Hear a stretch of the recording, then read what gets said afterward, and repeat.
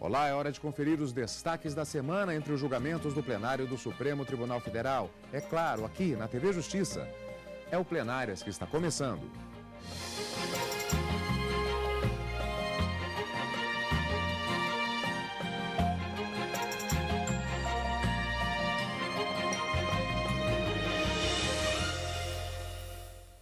E hoje com os destaques das sessões dos dias 13 e 4 de setembro de 2014, quarta e quinta-feira, respectivamente, e continuando naquele ritmo, Karina, que está sendo determinado pela elaboração da pauta, no sentido de se escolher como prioridade processos que, primeiramente, já têm pontos pacificados em termos de discussão, e segundo, processos que também não têm sustentações orais, que acabam acontecendo na própria sessão plenária.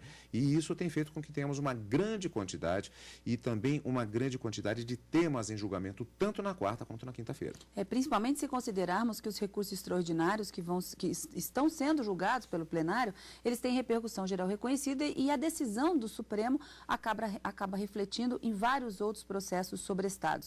Nessa semana, os ministros acabaram decidindo as regras de transição daqueles processos que não tinham um prévio requerimento de aposentadoria feito ao INSS, cujo debate aconteceu na semana anterior, e que o ministro Luiz Roberto Barroso propôs efetivamente e foi votada a transição de como ficam esses processos judiciais que não têm esse requerimento feito ao INSS. A tese firmada é de que é preciso, sim, que faça o pedido junto à autarquia para se ter direito à aposentadoria e, diante de uma negativa, aí pode-se recorrer ao judiciário, mas não antes de passar por uma negativa ou pela inércia do INSS. Não haveria o que os ministros denominaram e que são uma das causas, né, dos pontos que são necessários para a propositura de uma ação judicial, que é o chamado interesse de agir. Teria que haver uma pretensão resistida, portanto, para justificar o ingresso judicial. E essa transição foi discutida nesta semana e aí colocando-se fim a vários processos, não é? Extinguindo várias ações judiciais dentro dessa proposta de transição feita pelo ministro Luiz Roberto Barroso e que foi acompanhada pelos ministros do Supremo Tribunal Federal. Mas, como você disse, ações diretas de inconstitucionalidade que já se havia deferido medida cautelar, também vieram a julgamentos, foram 3 aproximadamente na quinta-feira, todas da relatoria do ministro Dias Toffoli, a maioria delas confirmando a cautelar, e aí um julgamento bastante rápido, somando-se, portanto, nessa dinâmica de julgamentos realizados no plenário do Supremo Tribunal Federal. E uma característica dessa semana, que normalmente a gente não tem visto desde que o Supremo decidiu que o recebimento ou não de ações penais contra determinadas autoridades, principalmente parlamentares federais, tramitariam pelas turmas do Supremo. Essa semana, os ministros retomaram a análise de uma denúncia feita pelo Ministério Público contra um senador da República, porque o julgamento já havia se iniciado no plenário e também porque estava na iminência de alcançar a prescrição, ou seja, o lapso temporal que o Estado tem para receber essa denúncia e poder efetivamente condenar ou absolver em razão daquela suposta acusação feita pelo Ministério Público. Então, o inquérito veio à tona, veio à discussão na sessão de quinta-feira e os ministros acabaram também recebendo mais uma ação penal contra um senador da República que deve correr agora sua tramitação aqui no Supremo Tribunal Federal. Vamos aguardar, quando já estiver aparelhado para o julgamento, qual será o resultado, se a absolvição ou se a condenação do parlamentar. Karina, e ainda tivemos uma curiosidade, tivemos EPI e IPI, quarta e quinta-feira, respectivamente, não é? São coisas bem diferentes. O EPI é o Equipamento de Proteção Individual. A gente vai falar sobre direito do trabalho. Na verdade, vamos falar sobre o direito ou não de uma aposentadoria especial, de uma contagem de tempo especial para fins de aposentadoria. E na quinta-feira, matéria tributária envolvendo a base de cálculo desse imposto sobre produtos industrializados, que é o chamado IPI. Não dá para confundir. EPI e IPI são parecidos, mas são situações bastante diferentes. Então vamos fatiar a nossa sopa de letrinhas. O Supremo Tribunal Federal iniciou na quarta-feira o julgamento do recurso extraordinário com agravo que discute a utilização do equipamento de proteção individual, o EPI, e as consequências disso na contagem de tempo de serviço especial para aposentadoria. O julgamento foi suspenso por pedido de vista do ministro Luiz Roberto Barroso.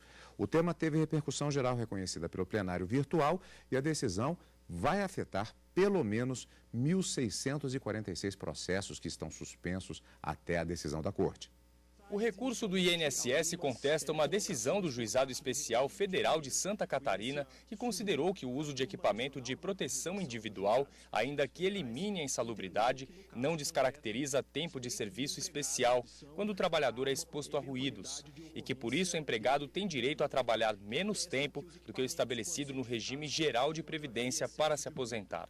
O procurador do INSS afirmou que deve haver motivo claro para a aposentadoria especial e citou dificuldades no custeio caso o recurso não seja aceito. Quando é admitida a aposentadoria especial ou a contagem de tempo com esse fator de multiplicação, o que ocorre é que este segurado especificamente garante o seu direito à prestação previdenciária da aposentadoria com um tempo de contribuição menor do que os demais trabalhadores. E, portanto, há que haver efetivamente uma justificativa concreta, clara e lógica a justificar esse tratamento de forma diferenciada sob quebra do princípio da isonomia. Ao pedir que o recurso do Instituto fosse negado, o advogado do trabalhador afirmou que o autor da ação trabalhou durante 4 anos em um ambiente em que os ruídos chegavam a 110 decibéis e alegou que o uso de equipamentos de proteção individual não elimina todos os riscos da profissão. O direito ao benefício dispensa, por parte do interessado, a prova de ter havido prejuízo físico, bastando, consoante a filosofia da lei, a mera possibilidade de sua ocorrência. Isto é a probabilidade do risco. O relator do processo, o ministro Luiz Fux, considerou que a Constituição Federal e as leis complementares que tratam do assunto determinam que é dever dos empregadores oferecer os equipamentos de proteção e preencher o formulário conhecido como perfil profissiográfico previdenciário. Ele entendeu que o INSS tem razão ao afirmar que não se pode conceder aposentadoria especial quando os equipamentos forem fornecidos e as empresas cumprirem com o que determina a legislação.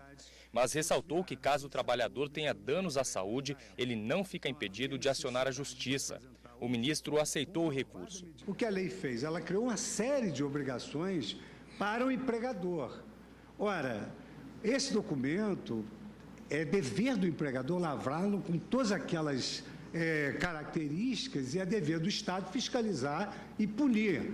Mas o fato dele ser lavrado unilateralmente e o fato da administração pública fiscalizar não impede que haja uma revisão judicial, um acesso à justiça para infirmar aquilo que o Instituto decidiu. Por isso é que eu estou dando a interpretação teleológica sistêmica ao artigo 201, que remete a uma lei complementar obrigando as empresas a cumprir requisitos que elas cumpriram. E estou, então, me posicionando contrariamente a esse enunciado das turmas recursais. O ministro Luiz Roberto Barroso pediu vista para analisar melhor o processo. Em seguida, os ministros retomaram o julgamento do recurso extraordinário que trata dos pedidos de aposentadoria e a necessidade de autorização prévia junto ao INSS. Na semana passada, o Supremo decidiu que o pedido deve ser feito primeiro junto à autarquia e posteriormente na Justiça. A maioria dos ministros acompanhou a proposta de transição para os mais de 8 mil processos que aguardavam essa decisão do Supremo. A maioria também acompanhou o relator, que decidiu que os processos ajuizados até hoje devem prosseguir normalmente. Para os demais processos, os autores terão um prazo de 30 dias para fazer o pedido e a autarquia 90 dias para análise. Bom, vamos fatiar os julgamentos. Particularmente no final, nós vimos uma proposta apresentada pelo ministro Roberto Barroso no plenário, uma questão que está sendo discutida, na verdade, desde a semana passada. Mas antes vamos para um outro tema, uma curiosidade, portanto, primeiro. Sobre a questão do uso dos EPI, os equipamentos de proteção individual, o ministro Roberto Barroso pediu que os representantes que estavam presentes e fizeram as sustentações orais se dirigissem novamente, depois das sustentações orais à tribuna, para questioná-lo sobre questões do processo. Vamos rever e já voltamos. Procurador do INSS, por favor.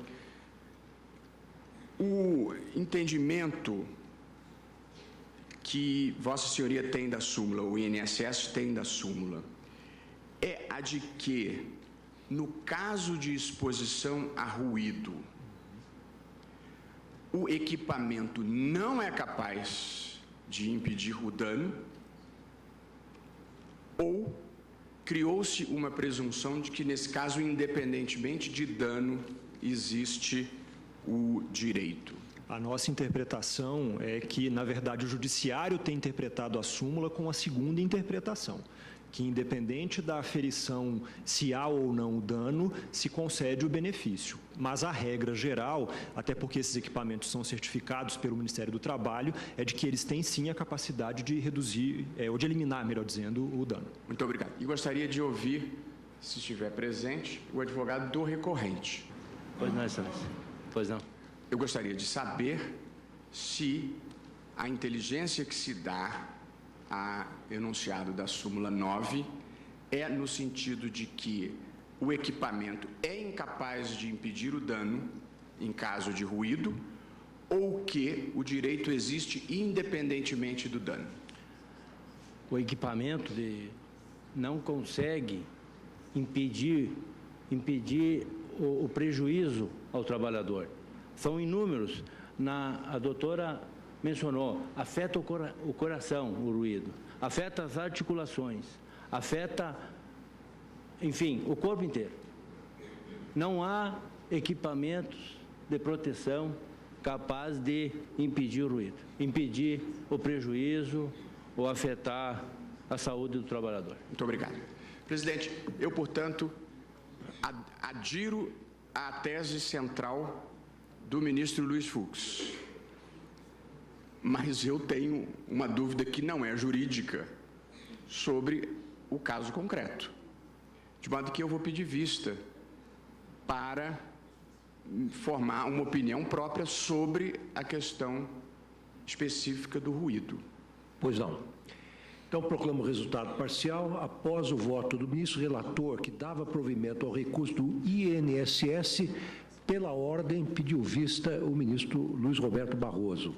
Precisamos deixar claro uma coisa aqui, né, neste caso, que é o fato de que isso é normal nas cortes, justamente o juiz pedir o retorno e esclarecimento sobre determinada questão, embora pareça, talvez no imaginário aqui, quem acompanha as sessões plenárias, lembra muito até filme americano, em que o magistrado pede que o advogado esclareça. Eu lembro de algumas cenas desse tipo. Faz parte do processo de livre convencimento do magistrado em relação àquele ponto. E uma oportunidade interessante de demonstrarmos isso. No caso, acho que ficou bastante claro que o ministro tem uma dúvida a respeito da questão e foi apresentado o pedido de vista. O processo continua, o julgamento continua.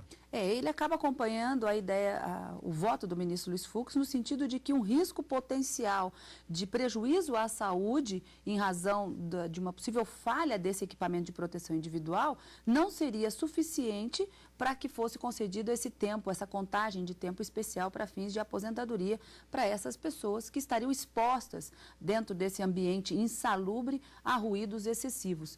Então, para o ministro Luiz Fux, a utilização de equipamentos seria suficiente para afastar essa contagem de tempo especial. Mas não tem sido o entendimento da Justiça, como o próprio procurador da autarquia disse, e inclusive no caso concreto, trata de um recurso extraordinário feito pelo INSS, contrário a uma decisão proferida pela Justiça Federal, no caso os juizados especiais, que entendeu que deveria sim ser concedida a contagem especial de tempo de serviço a um determinado segurado que teria trabalhado durante 4 anos, mesmo com equipamentos, em um local insalubre, sujeito a ruídos, e que por isso ele teria direito a essa contagem especial. O ministro Luiz Fux entendeu que não haveria, portanto, dando razão às argumentações trazidas pelo INSS, o ministro Luiz Roberto Barroso, em relação à tese jurídica, concorda com ele, mas no caso concreto, ele prefere ainda, por isso o questionamento, né? Como você mesmo disse, o juiz, na hora de decidir, ele não pode ter dúvidas acerca do direito que se postula. Então, na dúvida, pediu vista, pediu esclarecimento aos advogados durante mesmo a sessão plenária e vamos aguardar o retorno desse recurso extraordinário que tem repercussão geral reconhecida e que vai afetar milhares, não é? Mais de 1000 processos que estão aguardando justamente a decisão desse recurso extraordinário acerca da tese que será firmada pelo Supremo sobre essa contagem especial, contagem de tempo especial para fins de aposentadoria nesses locais insalubres. Agora, um outro processo, vamos rever agora também um trecho do plenário com a participação do ministro Roberto Barroso, mas se trata de outro processo. Houve uma proposta debatida em plenário, nós vamos rever a colocação que foi feita pelo relator do processo específico, ministro Roberto Barroso, que foi votada em plenário. Mas antes, Karina, vamos esclarecer do que se trata exatamente esse processo. É aquela questão da necessidade de trâmites administrativos completos antes de se apelar para o judiciário em relação à questão referente à aposentadoria. Do que se trata exatamente essa questão? Vamos rever. Aqui de novo, nós estamos falando do INSS. Né? Vamos dizer assim que o INSS foi o grande protagonista da sessão da quarta-feira no plenário do Supremo Tribunal Federal. Faltava só essa questão para os ministros decidirem no recurso extraordinário sobre de que forma tratar agora as ações judiciais que já foram propostas no Poder Judiciário, mas que não tinham esse prévio requerimento ao INSS, não havia um pedido administrativo para a solicitação da aposentadoria. E no recurso extraordinário, que foi julgado na semana passada, os ministros decidiram que primeiro é preciso o pedido administrativo. E diante da recusa ou de um direito, de uma pretensão resistida, aí sim teria a possibilidade de ingressar em juízo. Estaria caracterizado o interesse de agir daquele postulante, daquele autor da demanda. Sem o pedido administrativo, as ações não poderiam prosseguir. Esse foi o entendimento firmado pelos ministros. Mas e o que fazer com aquelas ações que já foram propostas e não têm o pedido administrativo efetivado? Para tanto, o ministro Luiz Roberto Barroso propôs uma regra de transição que é composta por 3 fases. Na primeira delas, ele considerou as ações propostas nos chamados juizados itinerantes, vamos entender assim, locais onde não existem agências do INSS para se fazer esse pedido administrativo. E para ele, essas ações devem continuar, devem prosseguir, porque não tem como fazer o pedido administrativo propriamente.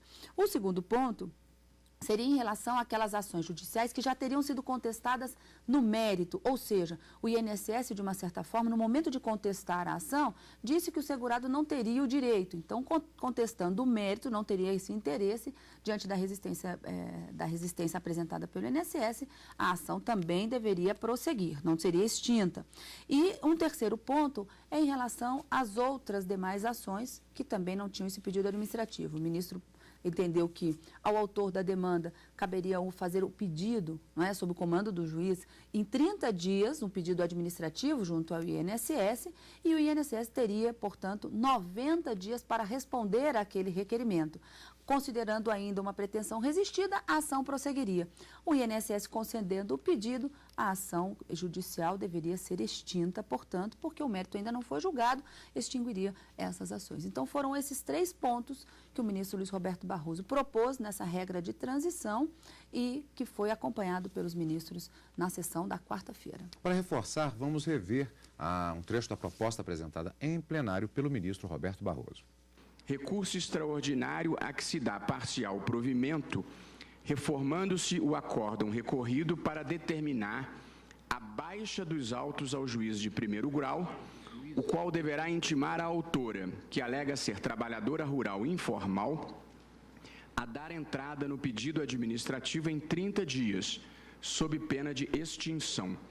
Comprovada a postulação administrativa, o INSS será intimado para que em 90 dias profira decisão administrativa. O resultado será comunicado ao juiz, que apreciará a subsistência ou não do interesse em agir.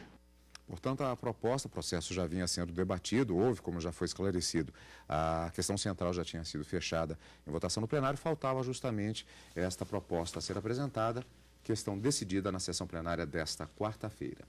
E na sessão plenária desta quinta-feira, os ministros do Supremo Tribunal Federal julgaram um recurso extraordinário interposto pela União, com repercussão geral reconhecida, sobre o uso do valor dos descontos incondicionais para o cálculo do Imposto sobre Produto Industrializado, o IPI. No recurso, a União contesta uma decisão do Tribunal Regional Federal da 4ª Região que autorizou uma empresa de produção de materiais plásticos a retirar o valor do desconto incondicionado da base para cálculo do IPI. Para a empresa, somente uma lei complementar poderia tratar do assunto. O legislador, no limite do razoável e proporcional, dentro de sua liberdade de conformação normativa, pode disciplinar, para efeitos tributários, o que pode ser ou deixar de ser embutido na referida figura jurídica. Ou seja, o valor da operação como figura jurídico-tributária tem seus contornos estipulados pela lei ordinária. A lei complementar, o CTN, reitera a Fazenda, não especificou o sentido jurídico e o alcance normativo do termo valor da operação. Isso é tarefa do legislador fiscal ordinário. Já a defesa do recorrido afirmou que a tributação é feita sobre o valor da operação e que devem ser abatidos os descontos incondicionais.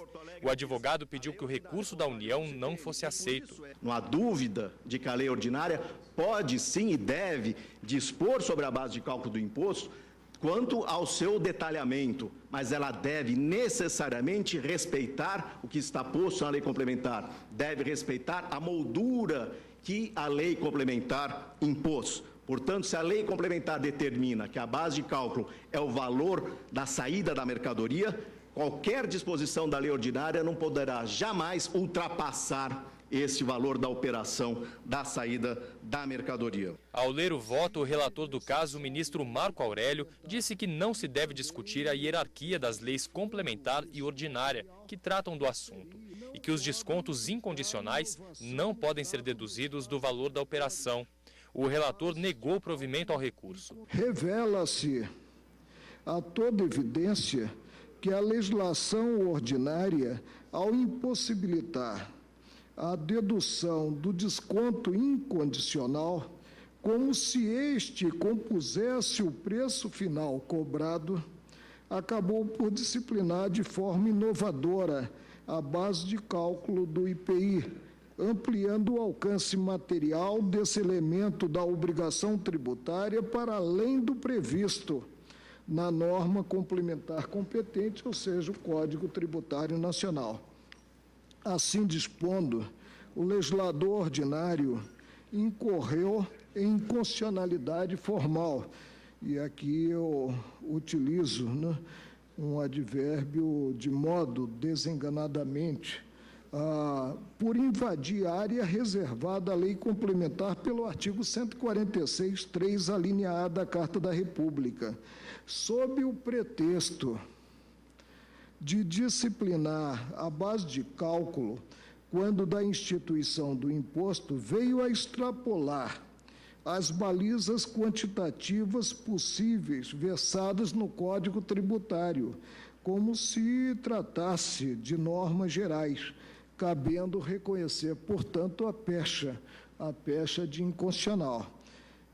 Quanto ao caso, consideradas as premissas teóricas elaboradas, deve-se manter intacto o acordo impugnado. O Tribunal Regional Federal da 4ª Região, por unanimidade, reconheceu o direito de a recorrida excluir os valores dos descontos incondicionais da base de cálculo do Imposto sobre Produtos Industrializados, IPI, assentando a inconstitucionalidade de tal óbice. É contra essa decisão que a União interpõe o extraordinário, o qual, conforme os argumentos até aqui desenvolvidos, não possui chance, é a minha ótica, de sucesso.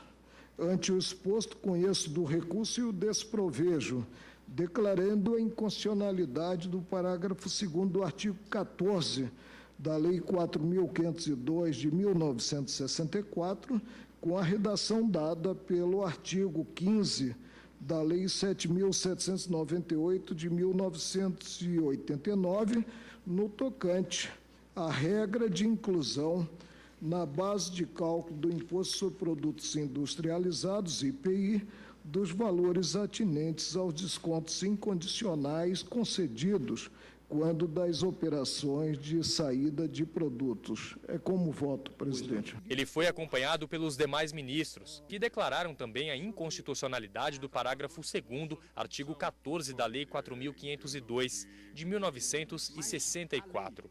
Com o desprovimento, outros 103 casos também foram solucionados. Na sequência, os ministros analisaram uma denúncia encaminhada pela Procuradoria-Geral da República contra o senador e ex-governador de Mato Grosso, Jaime Campos, e outros investigados pela suposta prática de peculato. Eles são acusados de desviar verbas na compra de materiais superfaturados e com dispensa de licitação, de maneira irregular. O relator do processo, o ministro Luiz Fux, aceitou a denúncia. A denúncia foi rejeitada em relação ao delito previsto na Lei das Licitações, porque a prescrição consumara, a pretensão punitiva, mas sobeja o peculato na modalidade do artigo 327, parágrafo 2º do Código Penal. E, nesse particular, eu recebo a denúncia. O relator foi acompanhado pela maioria dos ministros. Ficaram vencidos os ministros Marco Aurélio, Gilmar Mendes e o presidente eleito do STF, ministro Ricardo Lewandowski. O ministro Luiz Roberto Barroso se absteve de votar. Karina, voltando à questão do IPI, os descontos, eles poderiam ser concedidos, mas não por a regulamentação, a legislação, por meio de lei ordinária. Essa era a grande discussão. Na verdade, tratar sobre base de cálculo, o CTN, o Código Tributário Nacional, que é uma lei complementar, é que poderia fazê-lo. Quando a lei ordinária, essa lei de 1964, com a alteração dada em 89, institui esses descontos incondicionais, ela estaria invadindo essa competência da lei complementar do Código Tributário Nacional. E isso implicaria, portanto, numa inconstitucionalidade formal. Não teria sido observado o devido processo legislativo para a instituição do desconto e, portanto, declarado inconstitucional pelo ministro Marco Aurélio, no que foi acompanhado por unanimidade, desprovido, portanto, o recurso da União, que dizia que o legislador ordinário tinha, sim, essa possibilidade de instituir esses descontos incondicionais. Mas, para os ministros, o legislador ordinário não pode dispor sobre esses descontos. Somente uma lei complementar federal é que poderia fazê-lo. Bom, esses foram os destaques da semana e na próxima semana tem mais. Encontro marcado na quarta e na quinta-feira ao vivo, no Direto do Plenário, e final de semana com plenárias. Até lá então. Obrigado pela sua companhia e continue conosco aqui na TV Justiça.